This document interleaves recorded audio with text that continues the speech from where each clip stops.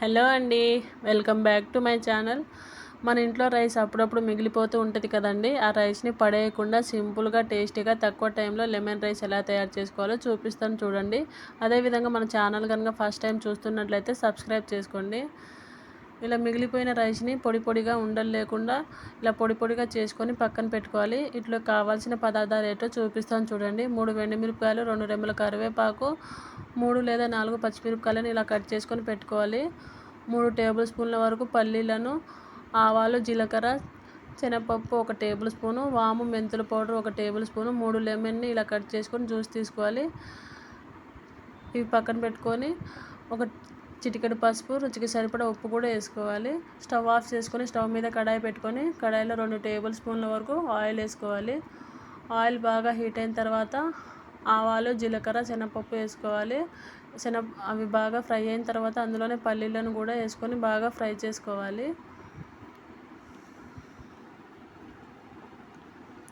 ఇలా పల్లీలు కూడా బాగా ఫ్రై అయిన తర్వాత మనం కట్ చేసి పెట్టుకున్న ఎండుమిరపకాయలు, కరివేపాకు, పచ్చిమిరపకాయలు కూడా వేసుకొని బాగా ఫ్రై చేసుకోవాలి. ఇదంతా కూడా లో ఫ్లేమ్లోనే చేసుకోండి, లేదంటే పోపులు అనేవి మాడిపోతాయి.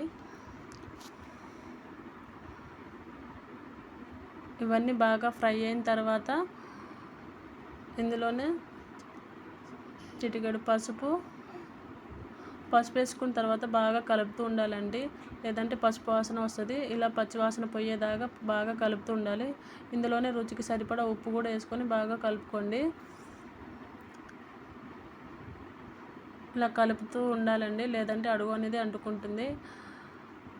ఇందులోనే లెమన్ జ్యూస్ని కూడా వేసుకొని లో ఫ్లేమ్లో ఒక 5 మినిట్స్ పాటు ఇలా కలుపుతూ ఉండాలి, లేదంటే లెమన్ జ్యూస్ అంతా అడుగు అంటుకుంటుంది. ఒక 5 మినిట్స్ పాటు బాగా కలుపుతూ ఉన్నామంటే లెమన్ జ్యూస్లో నుంచి ఆయిల్ అనేది సపరేట్ అవుతుందండి. అలా ఆయిల్ అనేది సపరేట్ అవుతున్నప్పుడు స్టవ్ ఆఫ్ చేసుకోవాలి.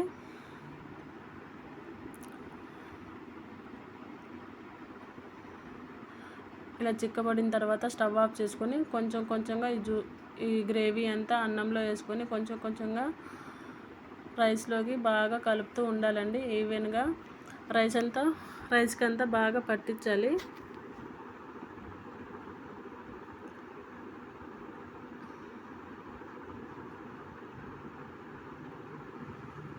రైస్కి ఈవెన్గా బాగా కలుపుతూ ఉండాలండి. ఇందులోనే వాము, మెంతుల పౌడర్ కూడా 1 టేబుల్ స్పూన్ వేసుకుంటే చాలా అంటే చాలా టేస్టీగా ఉంటుందండి. అదేవిధంగా వాము అనేది మన డైజెషన్కి బాగా హెల్ప్ అవుతుందండి. అదేవిధంగా స్టవ్ ఆఫ్ చేసుకొని లో ఫ్లేమ్లో ఈ రైస్ని కొంచెం వేడి చేసుకున్నామంటే లెమన్ రైస్ అనేది రెడీ అయిపోతుందండి. అదేవిధంగా మన ఛానల్ కనుక ఫస్ట్ టైం చూస్తున్నట్టే సబ్స్క్రైబ్ చేసుకోండి. మరిన్ని వీడియోస్ కొంచెం మన ఛానల్ని సబ్స్క్రైబ్ చేసుకోండి. మీకు ఎలాంటి వీడియోస్ కావాలో నా కామెంట్లో చెప్పండి. అదేవిధంగా మీరు కూడా ఇంట్లో ట్రై చేయండి. మరి మీకు ఎలా వచ్చిందో నా కామెంట్లో కామెంట్ చేయండి. అంతే, ఇంకా వీడియో సబ్స్క్రైబ్.